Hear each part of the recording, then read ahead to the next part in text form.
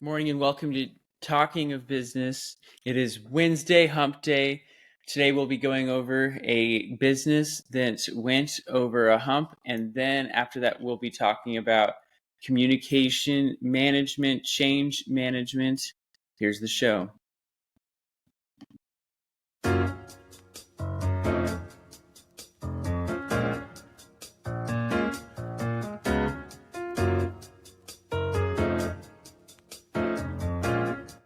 Alrighty, guys. My name is Jordan Disberger, the host of Talking of Business, joined by my dad, Russell Disberger. Hi, Dad. Morning, everybody. It's been a little bit since we shot an episode. Well, I've been traveling and being a keynote speaker at a few events and working with a number of clients to hire some executives and scaling their organization. So it's good to be back. How did your events go? What were some highlights? A lot of every client is so unique.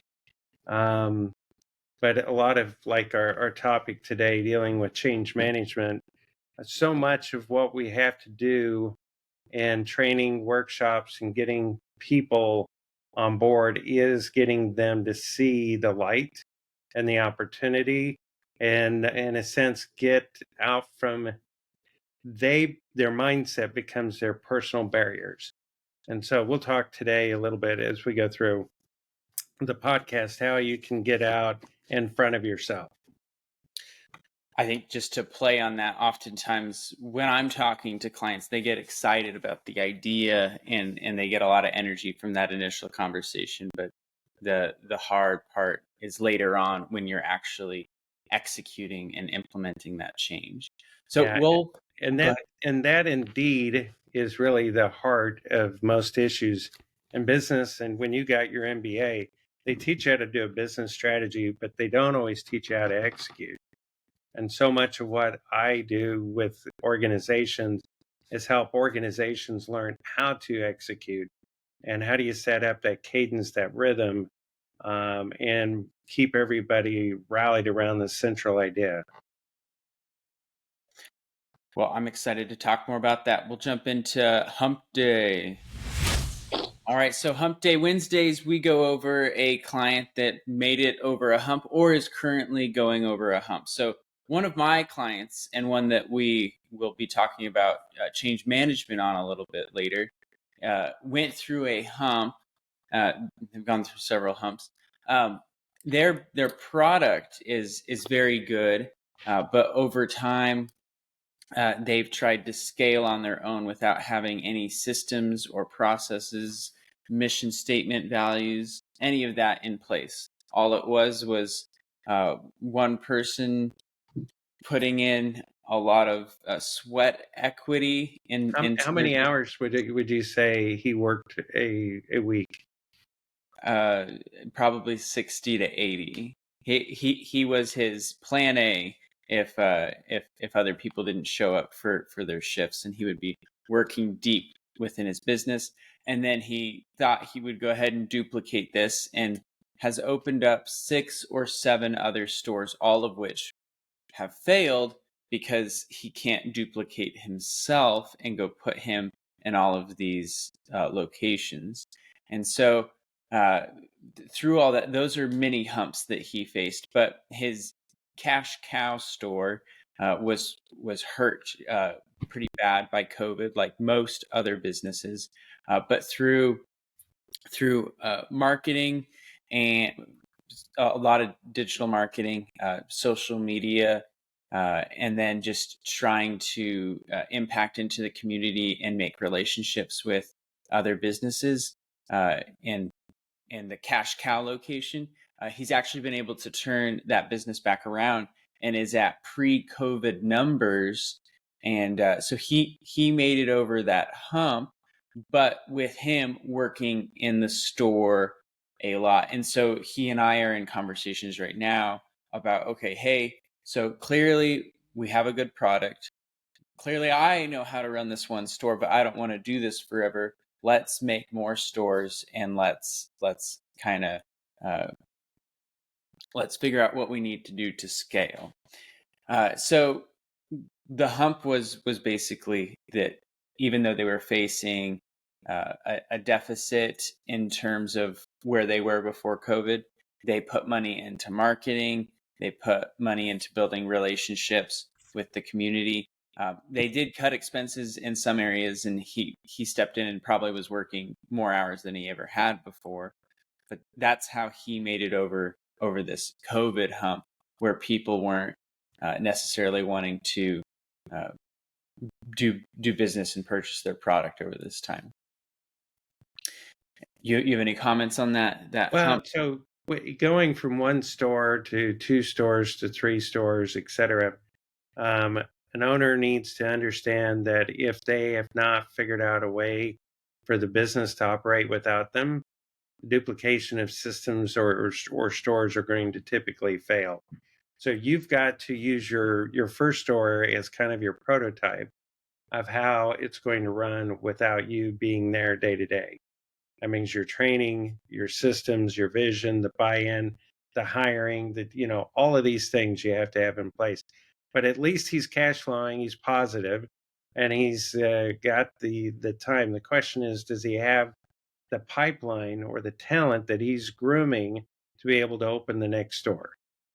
And so he's got to be thinking not what does this store need. He needs to be very present, don't get me wrong, but he needs to be thinking of, hey, someone else is going to be doing this job next time. Can they perform the same duty, this new person, as well as we're doing it now? If not, what do they need to be able to do that? Because that will be the secret sauce. And that's the reason why, in part, people buy franchises, is because this package has already been figured out. A franchise typically is not much more than a brand, central marketing, but mainly the reason why they're successful is that the process and the systems and the model is figured out. It's But, proven, and you're buying into the brand and the proven systems and processes. so your gentleman has the product, has a consistency, just needs to figure out how to onboard everybody to be able to duplicate what he's doing without him being present. With Right. him being plan A, that's not good. He needs to have someone else in the organization. So when they go at home at night, they're the ones worried if something happens in the store and not him. Right.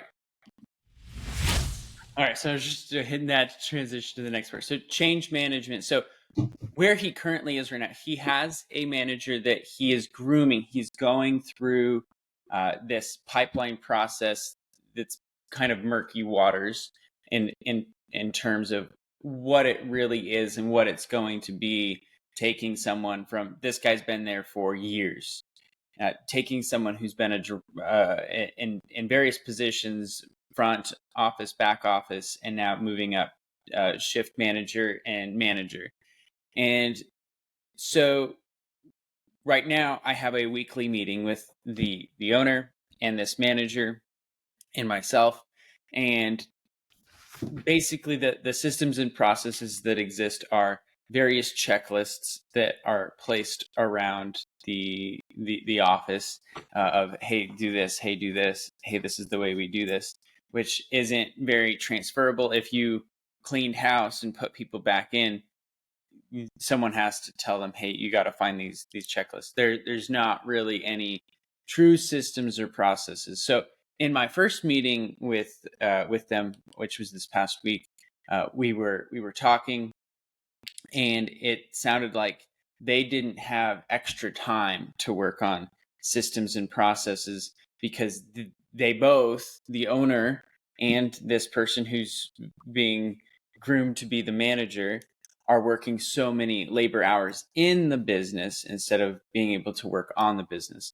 And so the first thing I said, and we were talking a bit about this before the show, Dad, was that they need to hire more people. To which you responded with that could be one solution. The other is that they could improve the pipeline, or they could pay people more. You want to expand on that? Well, so when the owners are so busy, if typically they're doing it because nobody else in their mind can. Um, and so it's easy for them to do it. The product is done right, and then they go to home and they feel very accomplished because they're technicians, they're working in the business. To be able to free up, there's what we call high payoff activities and low payoff activities. And this is a concept that I got from Leadership Management International, which is a franchise that I own part of, or I own a franchise of. But what they do is they talk about what are your highest and best uses of your time, and what is the clutter in your life that's preventing you from doing these top 5 or 6 things. And so, what Jeff has to do is understanding his value. Is it making the product? Is it delivering the product? Is it doing this, or is it developing the pipeline, developing strategy, identifying new locations? Which one would generate a higher return on money? So when you start seeing that let's say his time's worth maybe $150 an hour, maybe $200 an hour, but the individual that he could hire to do the job, he could pay $15, $20 an hour. Right. So do the math and it becomes simple. Question then becomes as well, is he busy enough that he could keep that other person busy and allow him to actually work on the business? Most owners have a hard time backing away because this is what they also like to do. You migrate to things that you feel right and you feel accomplished. It's scary to go into areas that you don't know. And so this is where having a solid mission, vision, strategy, core values that are bought in and everybody agrees with within the organization, even the very front line. Everybody needs to do it because when we're looking at doing a change, a tweak, implementing a system, we want to minimize resistance. So, one way to do that is to make sure people have the ability to weigh in on ideas and systems that might be able to improve. If I can get every employee within this organization to be thinking about the system and how can we do it more effectively, so that we're driving the results using the right amount of time. There's I think it's Perkins' law. Basically, it's when if there's so much time available, we will absorb that task. I'll take the entire time to do that task. But if I told you to do it in half the time, the probability of you doing it in half the time is high. You just change up your strategy to get it done. So when people are busy, there's nothing there's not a higher priority, and or they're maybe doing a lot of clutter, a lot of rework. They're not looking at ways, how can I speed this up, how can I make this kind of like an assembly line to make it faster. Going off of what you said, establishing mission, vision, values, when that's established, how do you see businesses rolling that out? Is it everyone comes together, hey, this is now our mission, vision, values? How do you manage the buy-in of that and really driving that home? So normally the mission and the vision are established by the leadership of the company, and the strategy, those 3 things. Core values. Typically, if you're an existing organization, everyone should have weighed into it. What the question is when you roll it out, most people go, great, yeah, yeah, yeah. But what the employee typically is thinking about, how does this relate to me and why should I care? So what we want them to do is we want them to think of this is a great place to work. We want to be an employer of choice for that industry if we can. And so if this is where we are today and this is where we want to go, create the vision, be it a year, be it 3 years or whatever, we want to ask the employees, say, if you know this is our mission, this is our strategy, and this is our vision, what do we need to do to get from here to here? What are the obstacles or the barriers? And we want them to list all the problems. And then right after they list them, we're going to come up with the top 10 critical issues that they have. And then we're going to brainstorm with everyone what are some of the best solutions that they know of to correct that. and then they'll come up with ideas. Some of them you'll actually see consolidate. Well, if we do this one solution, it will knock out 3 of these big issues. And then you'll have a fairly good punch list for leadership, and the employees feel that they're heard, which motivates them as you do it. We need to then develop a dashboard so that, hey, if this is where we're going, this is our wildly important goal. And these are the leading indicators that we've kind of identified that if we do these things, it's going to help drive us to this goal. And so we'll have each individual each week say, what can you do to help us achieve that goal? And the book that I'm referring to using this methodology is called 4 Disciplines of Execution. And it's a great, simplified book to create an employee scorecard and strategy to get the frontline staff to buy in. You still need a manager scorecard. So the nice thing about 40X, it's simplified. I call it stupid simple, and it's easy to execute. But you have to not dictate to everybody what to do.